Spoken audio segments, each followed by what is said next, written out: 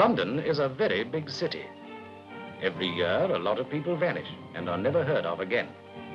That's none of my business, because I am a doctor. My name is John Watson. But one case did concern me, because it was a wealthy patient of mine who disappeared, without a trace. The whole thing began one evening when a mysterious lady appeared at the house of Neville Sinclair. But, madam, I cannot interrupt Mr. St. Clair at dinner unless I know your name. Tell him that a friend, a very old friend, wishes to speak to him urgently.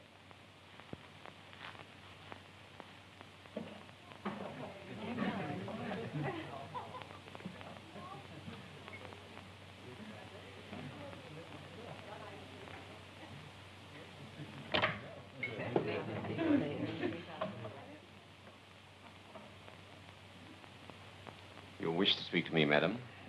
Yes, Neville. Doreen, I thought I told you never to come to my house. But Losato has sent for you. Losato? Tell him it's impossible for me to come now. I've done enough already. Besides, I've got guests. How can I possibly leave now? I was told to bring you. You know the consequences if you don't obey Losato's orders. Oh, I say, old chap. Oh, sorry, I didn't mean to intrude. That's quite all right, Dr. Watson. All right. Wait for me in your carriage. I must make my excuses to my guests. I shall be waiting.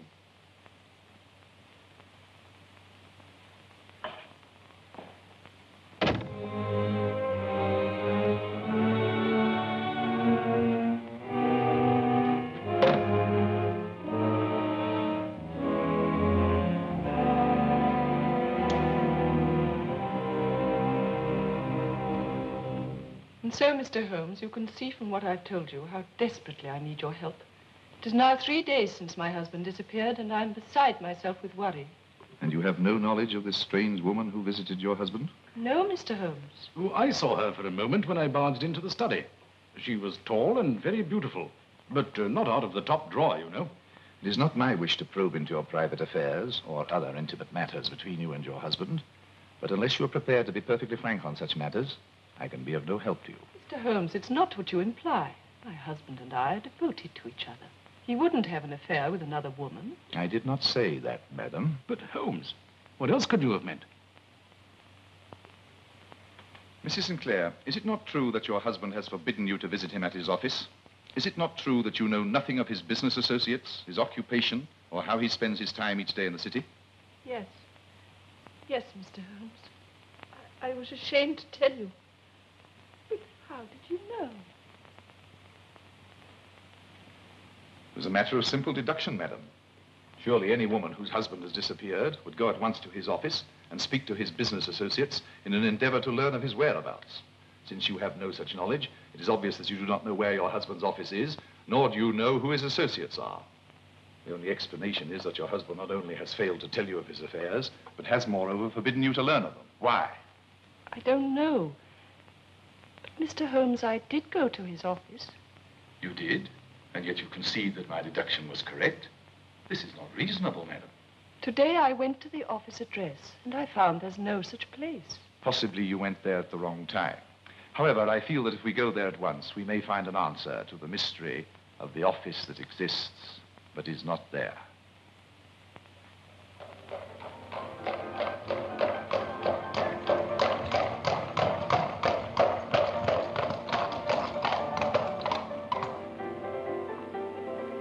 You're right, Mrs. Sinclair. There is no 51. Watson, wait for me, and if I'm not back in 10 minutes, come to my help. Righto. And be careful.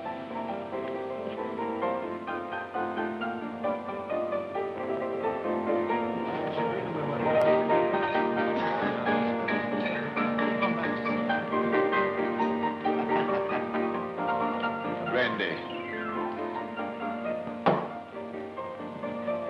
I am seeking a friend of mine, Mr. Sinclair, Mr. Neville Sinclair. Never heard of him. Or his letters? Look, mister, we don't ask questions here. It ain't healthy.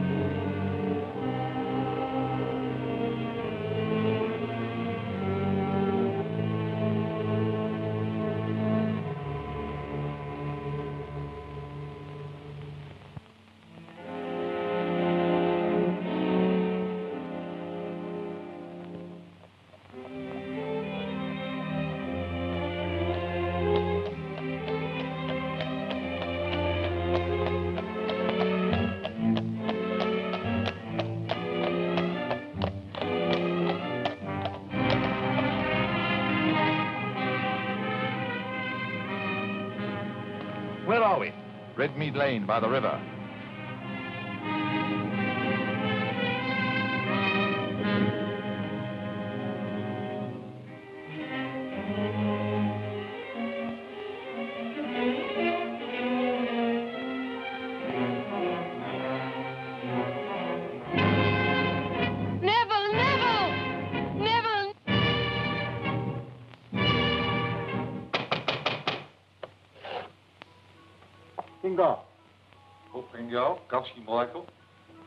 Watson, put Mrs. Sinclair in the cab and tell the cabby to wait.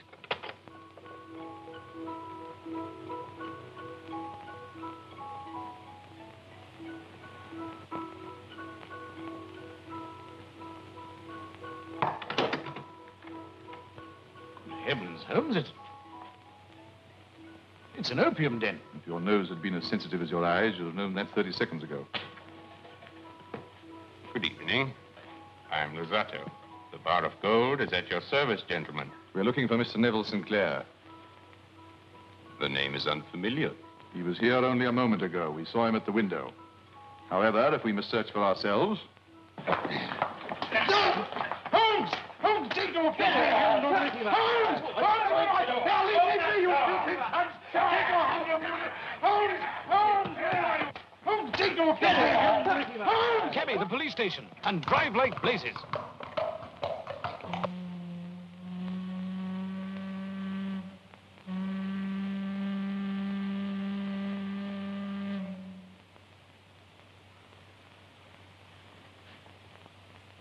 Sinclair.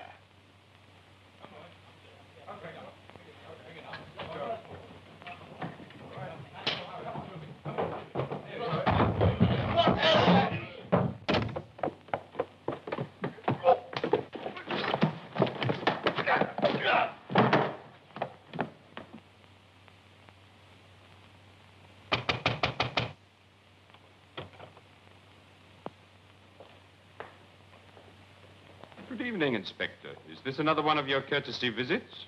No, Luzzatto. This time it isn't a raid. I'll deal with your opium side later. At the moment, we're more interested in your upstairs room. You realize, of course, Inspector, that you cannot make a search without a written statement from your station. In any case, I don't think you will find anything up there that could be of any possible interest to you. I saw Sinclair, now he's gone. Inspector, I suggest your men search the house. Certainly, Mr. Holmes. I object to this intrusion. All right, I heard you. I warn you. I don't think you quite realize the seriousness of what you're doing. You've been pretty clever up to now, Luzzatto. One of these days you'll go too far. My dear Inspector, I know perfectly well what my position in relation to the law is. You'll observe, Inspector, traces of blood on the windowsill, human blood. There are also several drops on the floor, which would appear to be quite fresh. And these garments are, I'm afraid, clothes belonging to the missing person, which no doubt Mrs. Sinclair will identify. Inspector, would you be kind enough to arrange for one of your men to escort Mrs. Sinclair back home? Certainly, Mr. Holmes. Wilson? Wilson will see you home, Mrs. Sinclair. Easy now. Go on, get in there. Found this man hiding in the attic, Inspector. A more serious matter than opium, Luzzatto? Anything to say? What can I say, gentlemen? I know absolutely nothing at all about this room. It is rented to this man Boone and is very rarely visited by me. And the bloodstains on the windowsill? I cut my hand this morning. When I opened the window, I caught it on the catch and it started to bleed again. What about the clothes? I never seen them in my life before, Governor. Never in my life. Do you take us for half-wits? This is your room. These clothes belong to a gentleman who was seen at this window only half an hour ago. I never seen them in my life before. What you looking at me like that for? What are you trying to pin on me? I ain't done nothing. I ain't done nothing wrong. I ain't done nothing wrong. I swear I haven't done nothing at all. Inspector, if a medical examination confirms this man's reopened cut, his story may be true. I should not, however, confine your investigations entirely to him. Quite, Mr. Holmes. Watson, what do you think of this view?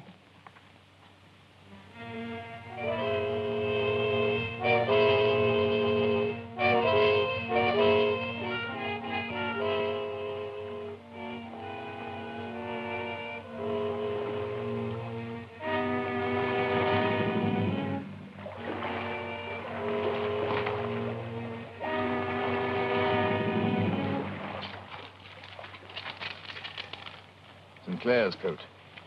It's very heavy. I say, Holmes, it's stuffed with coppers. And then it is murder. Yes, Watson, imagine what happened. While Boone has thrust the body through the window, suddenly he hears the police downstairs. He seizes his victim's coat, then realizes that it will float and give him away. So he stuffs the pockets full of coins and throws it into the river. And would have done the same with the rest of the clothes but for our arrival. Excellent deduction. Now we have no choice but to look into the past of your friend Neville Sinclair. But what's the next move? Supper. Excuse us for interrupting at such a late hour, Mrs. Sinclair, but it is essential for me to continue my investigations into our husband's private papers and documents. I quite understand, Mr. Holmes. I've unlocked his desk. You and Dr. Watson will, of course, be staying with us tonight. Thank you, Mrs. Sinclair. Mr. Holmes. Mr. Holmes, in your heart of hearts, do you think Neville is alive? Kate, my dear. You mean... That your husband is dead? Yes. Murdered? I still feel he's alive. Yes, I know, but Neville and I had a mental affinity, and if he was ever in pain or danger, I would feel it, even though away from him. Some weeks ago, he had an accident in the garden, and I knew before he cried out. Even before we were married, if he was ill, I would go to him, knowing full well something had happened. I can quote dozens of occasions when Neville has been sick or hurt or worried. And each time I have known without a word or a message. Why, only 3 days ago, when he cut his hand shaving, I rushed upstairs certain that something was wrong. Do you think after all these examples I could be ignorant of his death? Kate, you're overwrought. You must take a sedative and go to bed. Mr. Holmes, is there any hope? Yes. Yes, perhaps Neville is alive. Good night.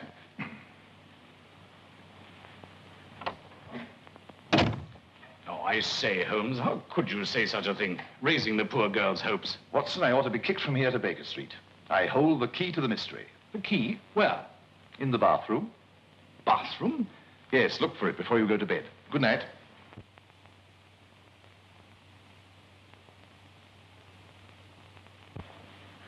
Good morning, Mr. Holmes. Ah, good morning, Inspector. Any developments? No, none. The river police report that no body answering the description of Sinclair has been found for the last 48 hours. Oh, our doctor examined that beggar fellow and found his story true. So as we had no case against him, we've let him go. What? You're one material witness and you've let him go? And why not? He has a street vendor's license for selling matches. He's committed no crime. You're sure his license is up to date? Oh, that hadn't occurred to me. No, it wouldn't. I knew it, Mr. Holmes, I knew it. I've had a letter this morning. Neville is alive. May I see it?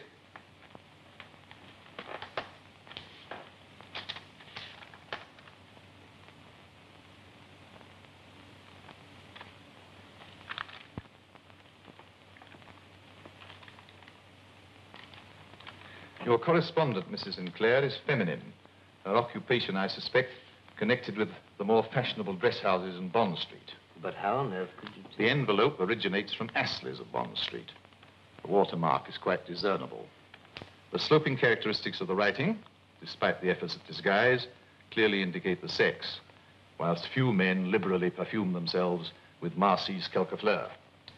You will also observe that the back of the letters indicate that they've been cut out of a woman's fashion magazine. Well, that's most extraordinary, Mr. Holmes. On the contrary, my dear fellow, it is precisely what I expected. By the way, Inspector, what is the penalty for burglary? Why, imprisonment, of course. Really? Good day, Inspector.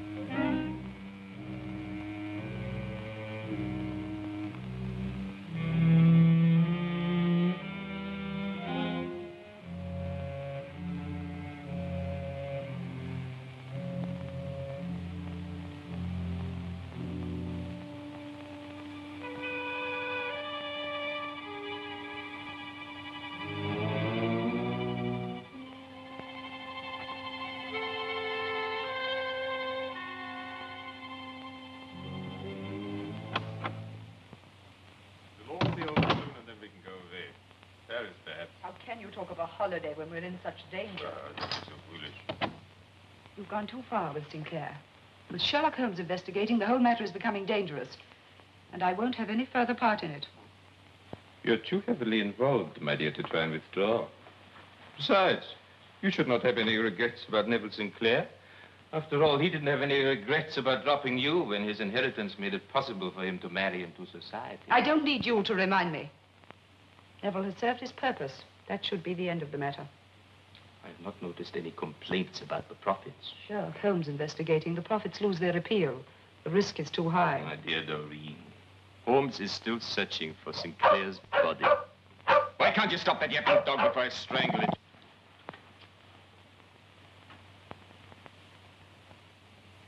You know, it's time we got rid of Mr. Holmes. I'm very tired. I'll meet you tomorrow. But my dear... I said I was tired.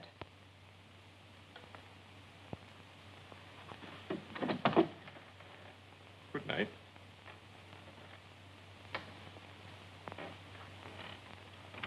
Well? I am on your trail. Tell me, why did you send that mysterious letter to Mrs. Sinclair? Letter? Oh, come, madam. If you wanted to disguise your identity, you should not have cut out words from a fashion magazine. You should have used some other trade paper and a less exclusive perfume. Not that it would have deceived me in the end. Since, however, you sent the letter, tell me the reason. Neville told me to. So he still lives. But what has he got to do with your friend Luzzatto? Last night, I had an interesting evening examining Sinclair's desk. You'll be glad to know that the papers on your husband's murder have not been destroyed. The police, no doubt, have still kept the file open for further action. I had nothing to do with the murder. So Sinclair was the murderer. So that is why Luzzatto's blackmailing him. It wasn't Neville, it wasn't. Luzzatto did it, and made Neville believe that he'd killed my husband in a fit of jealousy. Neville was at the Bar of Gold that night, and he couldn't remember anything after waking from his drugged sleep. What's Luzzatto forcing him to do? I can't tell you, I can't. I saw from your letters that you once loved Sinclair. And if you help me to save him from Luzzatto, I give you my personal promise that you can leave England for good and no questions asked. I've said too much already, Mr. Holmes. There's a trapdoor at the back of the Bar of Gold that could tell strange tales of bodies in the river at night. What immunity can you give me? What protection can I expect against a man like Luzzatto? The word of Sherlock Holmes.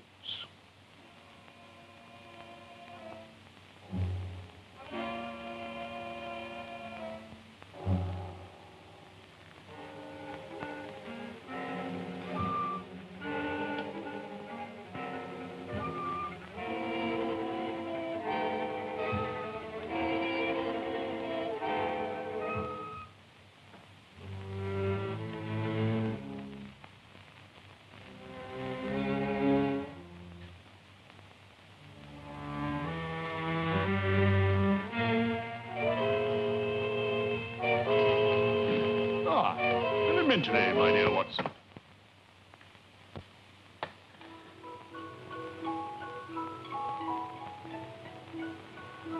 Idiot! This is not Sherlock Holmes. We seem to have made a little mistake, Dr. Watson. Paper and pencil. What are you up to? Release me immediately, or I'll have charges preferred against you for assault and kidnapping. You've had experience of the Afghan campaign, have you not, Dr. Watson? So you will know what happens to uncooperative hostages.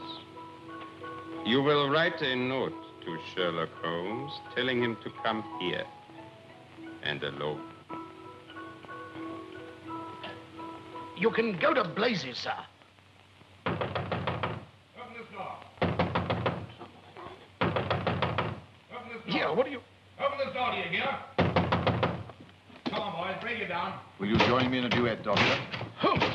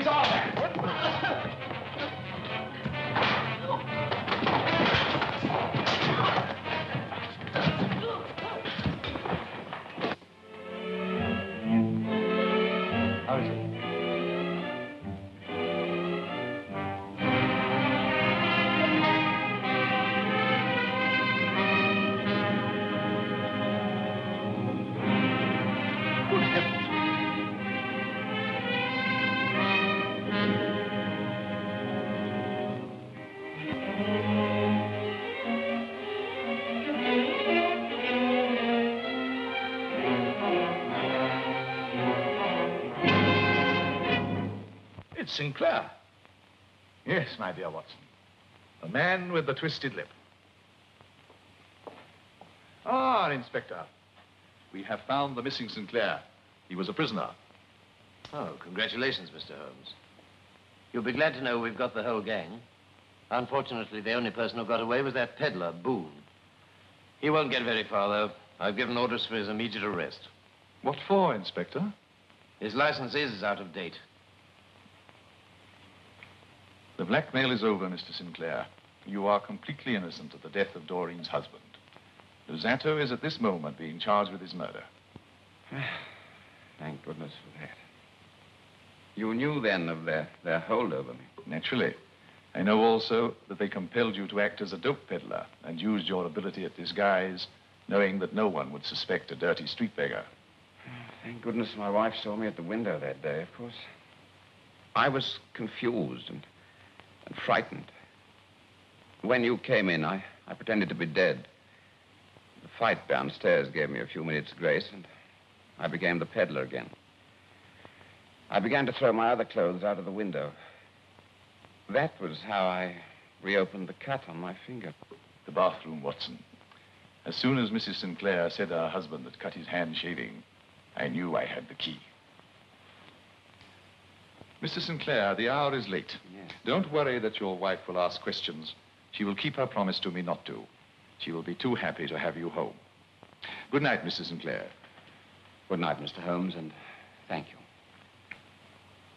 Good night, Sinclair. Good night, Dr. Watson.